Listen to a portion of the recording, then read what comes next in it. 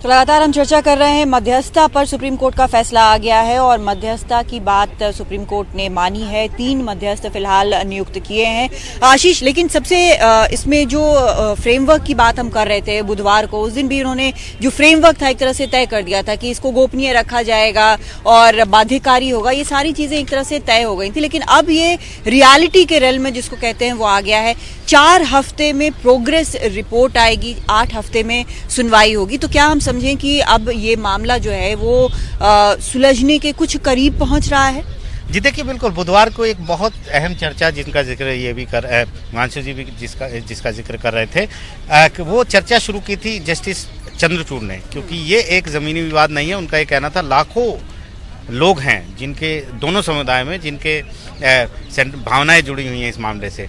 मध्यस्थता के जरिए जो फैसले होते हैं उसमें कोर्ट अगर डिक्री भी दे दे, उनका ये मानना था, तो लाखों लोगों को कैसे मनाएंगे, क्या वो खुश होंगे? तो ये सवाल था जिस पर जस्टिस बोबडे ने उसका आंसर दिया था और बहुत बढ़िया उन्होंने उत्तर दिया था कि जब 2 समुदाय के प्रतिनिधि पक्षकार होते हैं, यानी यहाँ पर भी आप देखिए तो निर्मोही अखाड़ा, रामलला विराजमान, ये सबसे बड़े प्रतिनिधि हैं जी। और उधर सुन्नी वक्फ बोर्ड। लेकिन हिमांशु, आपसे जानना चाहते हैं कि राजनीति की बात इस पर बार बार होती है और शायद ये मैं जो बार बार कह रही हूँ कि ये अकेला जमीन का टुकड़ा ऐसा होगा जिसपे सबसे ज्यादा राजनीति हुई है। उस पे मुझे नहीं लगता है कि कोई भी लगाम लगेगी, चाहे मीडिया को रिपोर्ट करना बैन कर दिया गया हो, लेकिन बहुत इस पे लगाम लगाया नहीं जा सकता जिस तरह का इमोटिव इशू इसको बना के इतने सालों से रखा गया है। देखिए, जो प्रतिबंध लगाया गया मीडिया पर वो सिर्फ मध्यस्थता की प्रक्रिया पर रिपोर्ट करने पर है। हाँ। और ये विवाद और पक्षकार जो हैं वो स्वतंत्र हैं अपनी बात कहने के लिए मीडिया से।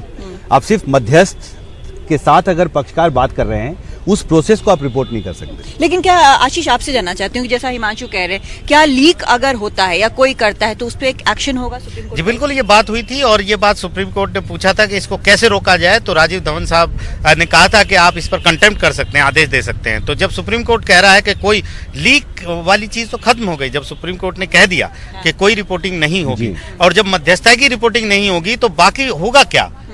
बाकी तो कुछ हो ही नहीं रहा है। ट्रांसलेशन है वो चलती रहेगी, 8 हफ्ते के बाद सुनवाई है कोर्ट में, या आप जो रिपोर्टिंग करेंगे वो 4 हफ्ते के बाद जब इंटरिम रिपोर्ट आएगी और फिर सुप्रीम कोर्ट ओपन कोर्ट में उस इंटरिम रिपोर्ट को देखकर, प्रोग्रेस रिपोर्ट को देखकर आगे का कोर्स तय करेगा कि आगे क्या होना चाहिए। हो सकता है वो टाइम और बढ़ा दे। लेकिन इसमें एक महत्वपूर्ण बात यह है आशीष की, पब्लिक डिस्कोर्स में ये मुद्दा एक मुद्दा बना रहेगा। 4 हफ्ते बाद प्रोग्रेस रिपोर्ट देने का मतलब है कि करीब करीब 4 हफ्ते बाद ही वो टाइम फ्रेम है जब पहले चरण का मतदान की प्रक्रिया शुरू हो रही होगी। बिल्कुल। लेकिन एक चीज यहाँ पर ये भी साफ कर लेना चाहिए हमको कि मध्यस्थता की जो ये कोशिश है, हमको ये समझ लेना चाहिए कि आखिरी कोशिश है मध्यस्थता की।